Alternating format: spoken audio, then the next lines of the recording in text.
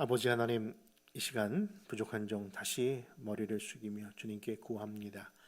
사랑하는 성도들, 주님 하나님의 나와 예배할 때에 그저 또 하나 바람이 있다면 하나님 음성 주의 말씀 바로 듣기를 원하오니 부족한 종 오늘도 십자가에 가려주시고 온전히 주의 말씀만 바로 전할 수 있도록 함께 도와주옵소서. 이 시간 함께 하시기를 다시 한번 간절히 바라옵고 예수님의 이름으로 간절히 기도합니다. 아멘. 감사합니다. 여러분, 예수님께서 이 땅에 오셔서 죽으시고 또 부활하시고 승천하신 이후 성령의 강림이 이 땅에 임하지 않았습니까? 그 순간부터 교회라고 하는 놀라운 공동체가 시작되었습니다.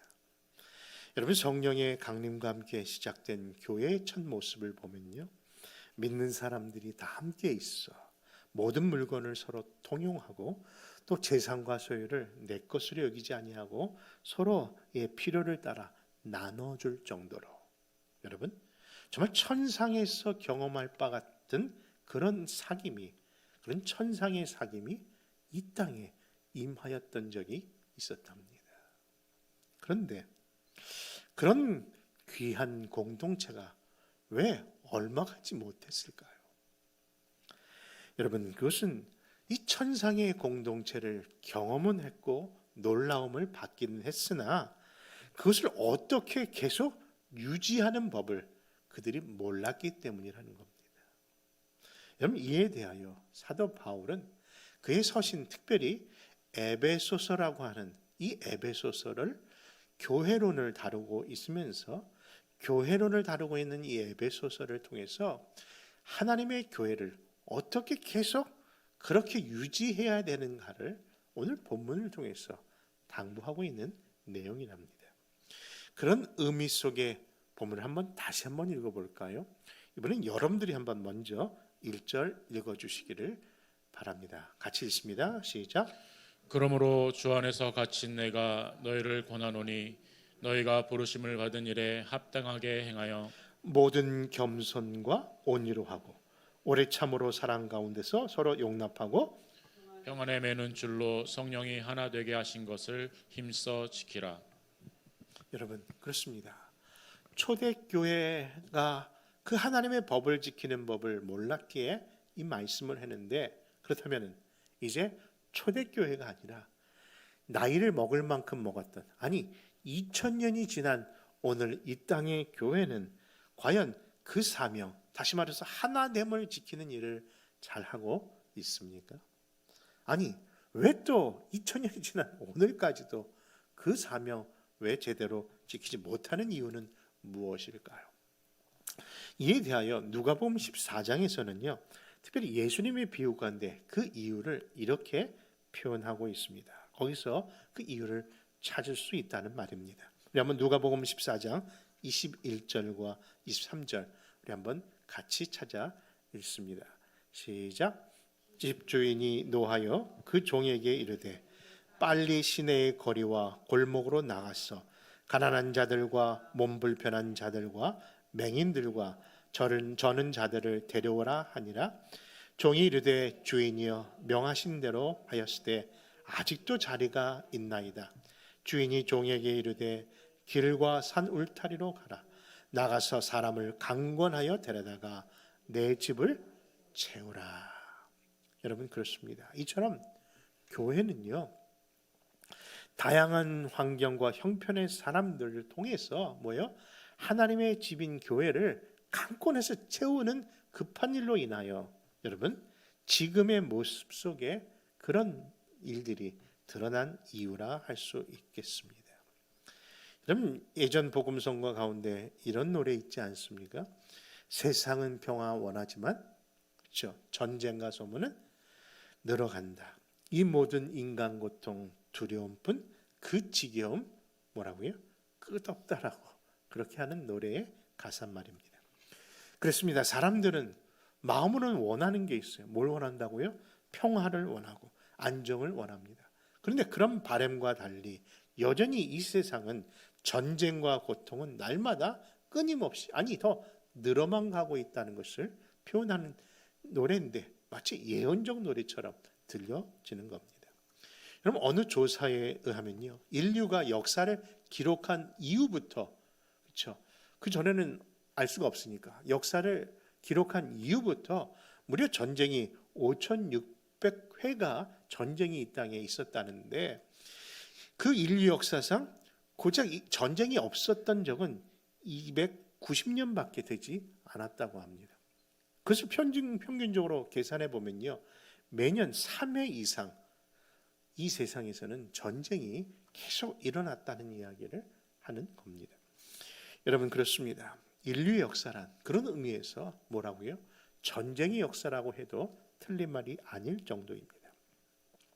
지금 우리가 다 알다시피, 그리고 손모아 기도하듯이 러시아와 우크라이나의 전쟁이 정말 핵전쟁으로 더 넘어갈까, 그런 우려 속에 우리가 지금 살고 있는데, 이러한 불안한 가운데 손을 놓을 수가 없는 거 아닙니까?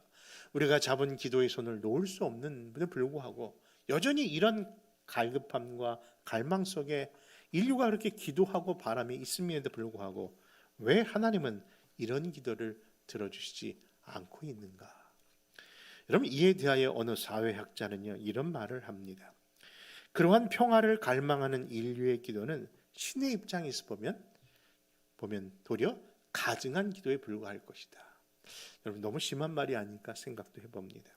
근데 그 이유를 들어보니까요, 왜냐하면 입으로는 이 인류가 늘 평화를 원하고 있지만은, 그렇죠, 그리고 전쟁이 싫다고 말하고 있지만은 이 인류는 항상 전쟁 속에 사는 것에 매우 익숙해져 있는 인류이다.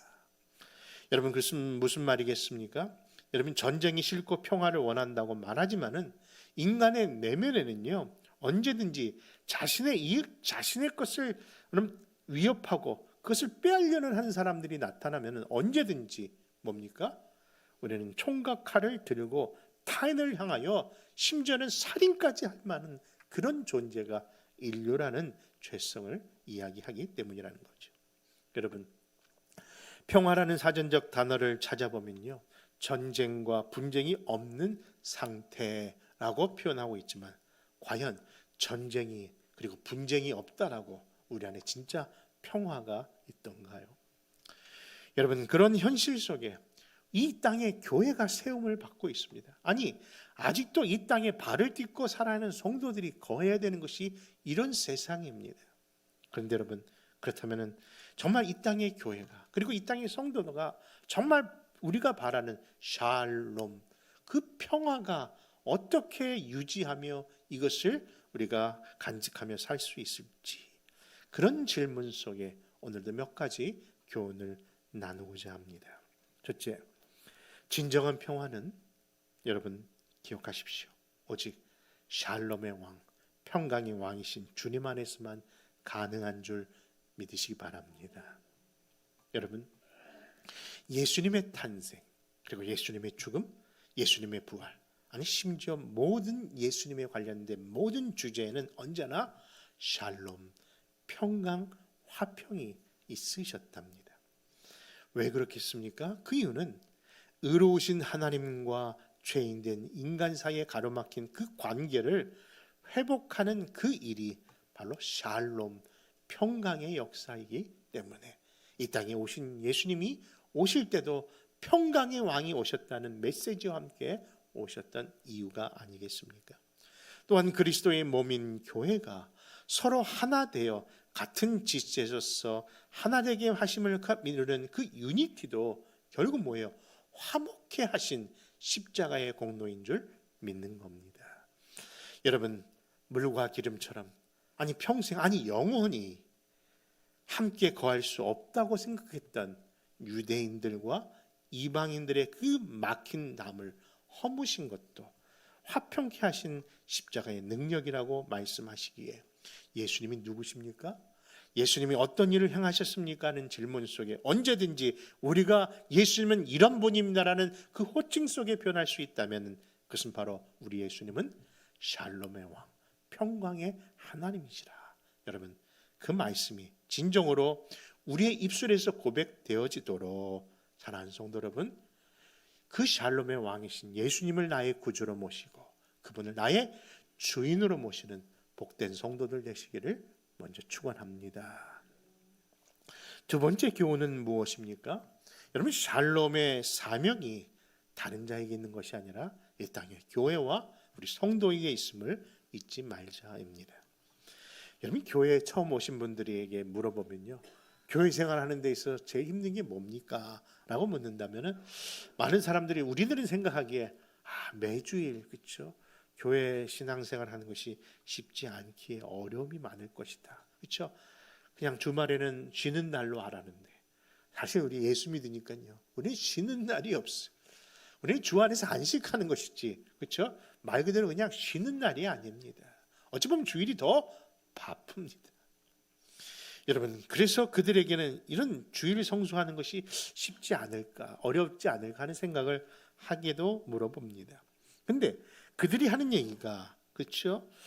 교회 생활 속에 매주 예배를 드리는 것이나 또는 헌금 생활이나 봉사하는 것이 힘들 거라 생각하면서 권면도 해보는데, 도리어 교회라는 공동체 안에 가장 힘든 것은 뭐냐고 물어보면요, 아니, 초신자들뿐만 아니라 오래 신앙생활 한 분들도 똑같이 하는 표현이 다 뭐냐면은, 제일 힘든 것은 사랑 관계인 것 같습니다. 여러분, 그렇습니다. 참 교회는 신기하죠. 우리가 서로 사랑하기 위해서 모였는데, 그렇죠? 사랑하기 위해 아니라 사랑받기만 원하는 사람들만 모인 것 같아서 그런 모습은 아닐까.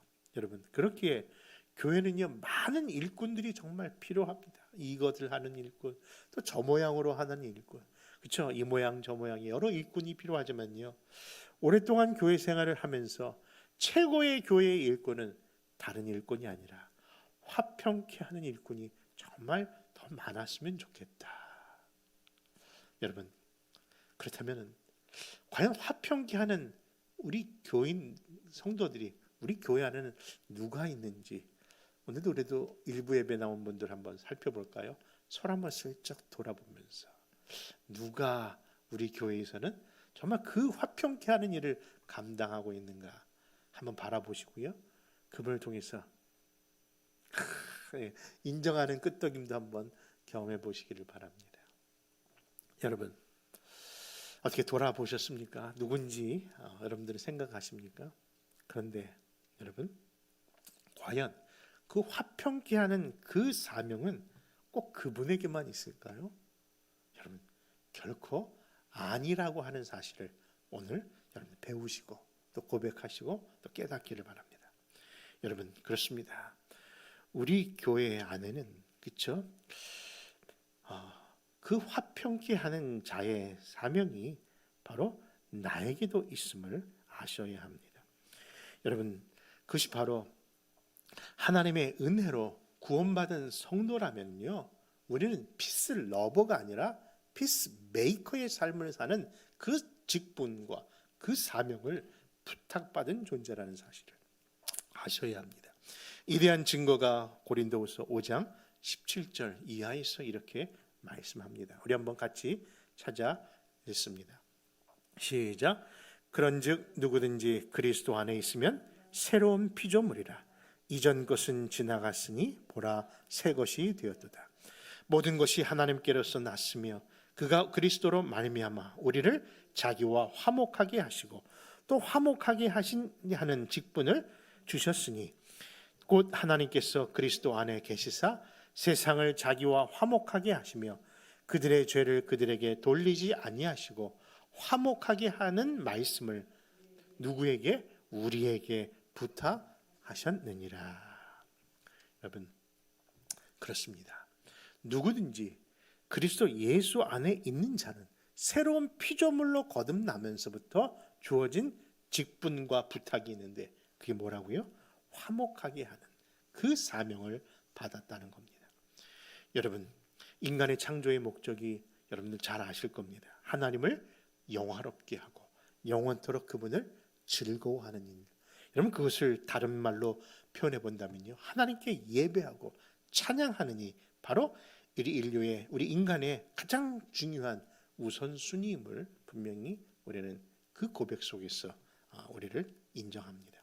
그런데 여러분, 그렇게 예배하는 일, 하나님을 찬양하는 일이 그렇게도 중요하지만은, 여러분 마태복음 5장 24절에 보면은 예물을 제단 앞에 두고 먼저 가서 형제와 무엇하지 아니하면은 화목하고 나지 아니하면은, 그렇죠? 안 된다고 하면서 그 일을 먼저 하고 와서 하나님 앞에 드리는 예물을 드리라고, 예배하라고 말씀하실 정도를 한다면은, 여러분 이 화평하는 일, 이 화목하는 일이 어찌 본다면 예배보다 더 앞선 일이라는 것을 성경은 이야기하는 것이기에, 여러분 그러므로 우리의 삶의 신앙적 원리와 태도가 어떠해야 함을 분명히 말씀하고 있다 하겠습니다. 그러므로 샬롬의 왕이신 예수님을 예배하는 자로서 화평케 하는 자의 직분이 나에게도 주어졌음을 믿고, 이제부터는 뭐예요? 우리 서로 이 화평케 하는 자 되어 하나님이 하나 되게 하신 이 교회를 힘써 지키시는 그런 온 성도들이 되어 주시기를 정말 저도 부탁드립니다. 아멘. 부탁드립니다. 세 번째, 이 화평케 하는 사명, 그러면 어떻게 감당해야 할까요? 여러분, 우리의 만남에는요 두 가지 만남이 있다고들 합니다. 하나는 주어진 만남이 있고요, 또 하나는 선택적 만남이 있다는 겁니다. 여러분, 부모와 자식의 만남은 여러분 어떤 만남일까요? 그렇죠. 이것은 주어진 만남입니다. 내가 선택한 것이 아니라 정말 주어졌습니다. 그래서 내 부모가, 내 자식이 내 마음에 들지 않다고, 내 성에 들지 않아도 이 주어진 만남은요 말 그대로 운명처럼 받아들여야 할 만남입니다. 그런데 가족이라고 해도 여러분 부부간의 만남은 좀 특이합니다. 보십시오. 어려움이 오고 서로에게 실망이 살다가 느껴지면요, 심지어는 그 운명적인, 그렇죠, my destiny 하면서 그렇게 표현했던 그 만남도 나중에는 뭡니까? 헤어질 수 있는 만남이기에 참 이 부부의 만남은 참 특이하다 할 수 있습니다. 그렇다면 여러분 하나 묻습니다. 여러분, 우리가 이 교회라고 하는 공동체를 통해서 만났는데, 그럼 이 교회 공동체의 만남은 여러분 이미 표현했던 것처럼 주어진 만남일까요? 아니면 우리의 선택적 만남일까요? 여러분, 엄밀히 본다면 이 만남은 무슨 만남이요? 그렇죠. 자꾸 우연이 아니라는 생각을 자꾸 표현을 머릿속에 그리시는데, 다시 진지하게 묻습니다. 이 교회라고 하는 공동체의 우리의 만남은 여러분 정말 선택적인 만남인지 주어진 만남일지 한번 생각해 보시기 바랍니다. 여러분 생각해 본다면요, 아마 우리가 교회를, 이 아름다운 동산교회를 예를 들어서 이 교회를 내가 출석할 것인가, 이 교회를 등록할 것인가에 대한 그 순간에 분명히 우리의 선택의 기로가 있었기 때문에 분명히 이 교회를 통한 공동체의 만남은 분명 선택적 만남이 맞을 겁니다. 그렇죠? 우리가 분명히 선택의 과정을 통해서 이 만남을 시작했을 겁니다. 그런데 여러분, 이 교회라고 하는 공동체의 만남의 특별한 점은 무엇일까요? 그것은 바로 분명히 이 만남 속에 서로의 부족과 아쉬움이 있고 또 그거에 대한 안타까움을 경험하기는 하지만, 이 만남 속에 계속적으로 누구의?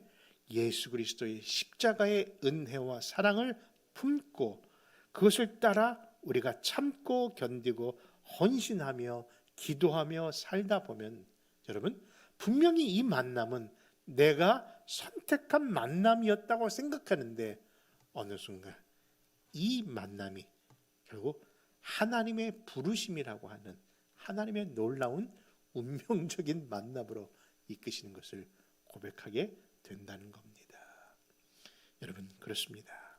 바로 하나님이 우리에게 허락하신 이 교회라고 하는 공동체의 만남 속에 하나님의 놀라운 부르심이 있음을 기억하십시오.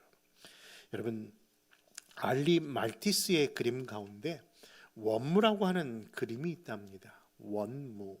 그 원무라는 것을요, 그 그림의 화가와 또 많은 신학자들이 그 그림을 통해서 이것이 바로 교회가 이런 모습이라고 하는, 교회를 해석하는 그림으로 활용되고 있는 그런 그림 중에 하나가 알레마티스의 원무라는 그림입니다. 여러분, 원무, 원을 그리는 춤이라는 거예요. 여러분, 그냥 그 그림을 보면요, 몇 명의 사람들이 좀 원시적인 그런 모습으로 원을 그려가며, 마치 강강솔래 하는 것처럼 원을 그려가며 춤을 추는 그림인데, 그 원무를 추기 위하여 서로의 손을 꼭 잡고 있는 것이 그 그림의 특징이고요. 또한 그 잡은 손은 언제든지 새로운 사람이 올 때 다시 포용할 수 있도록 손을 또 내밀어주는 의미로 계속적인 그 원이 추다 보면은 늘어가고 있다는 것을 강조하는 그림이랍니다. 여러분, 그렇다면은 그 원무라는 것이 왜 교회를 상징하는 그림이라고 표현할까요? 여러분, 저는 교회 담임하는 목사로서 종종 이런 질문을 받게 됩니다. 목사님은 100마리의 양 가운데 정말 잃어버린 한 마리의 양을 찾으시는 목회를 하십니까? 그런 목자이십니까? 여러분, 이 질문을 여러 차례 듣고 저도 한번 생각해 보기도 합니다. 그런데 그 질문을 나만 듣기 너무 억울할 때가 있어요. 그래서 그 질문을 오늘 용기를 내어서 여러분에게 한번 먼저, 여러분에게도 한번 드려봅니다. 여러분들은 정말 어떤 의미에서 교회를 생각하며 이 말씀을 생각하시렵니까?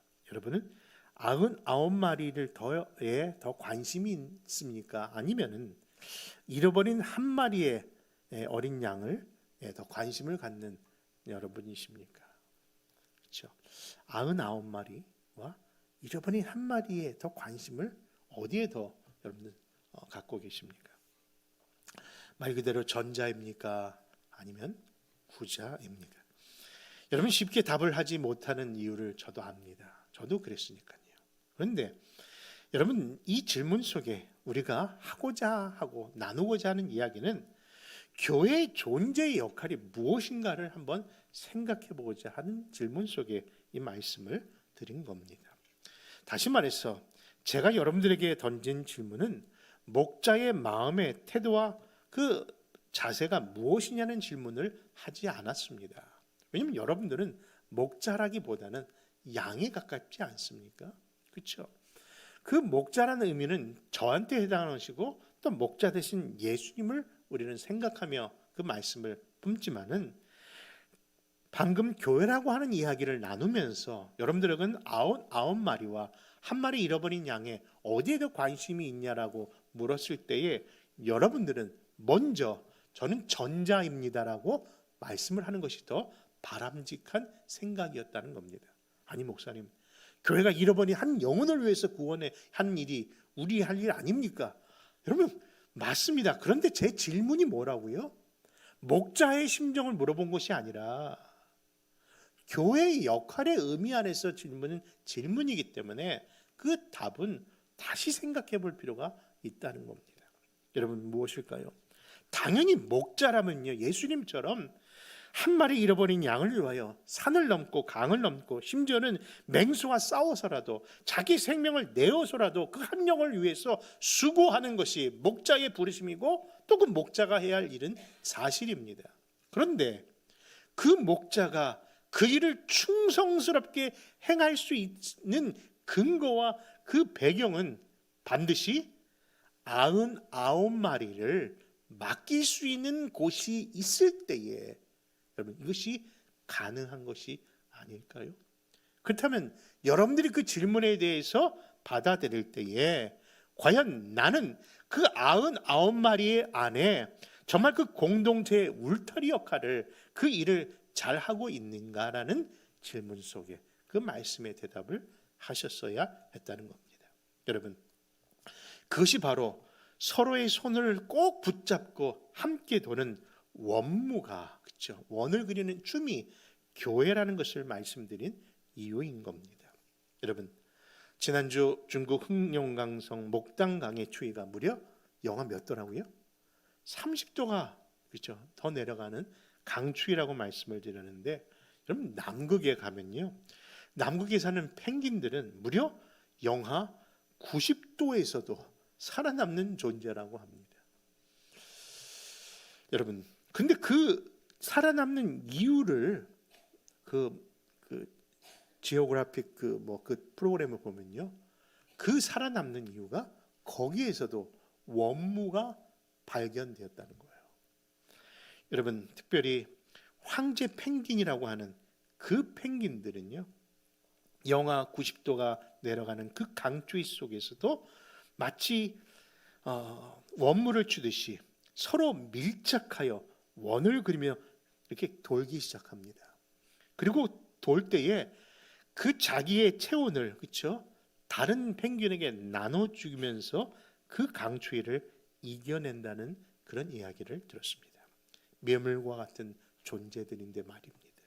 그러므로 사랑하는 성도 여러분, 더욱더 이 세상이 어떻게 변할지, 어떤 모습으로 추함이 드러날지 모르는 이 세대 속에서 하나님의 교회, 하나님의 성도가 아직도 존재하는 이유는 오늘도 우리가 추어야 할 춤이 바로 그러한 춤이라는 것을 이야기하는 것이 아닐까요?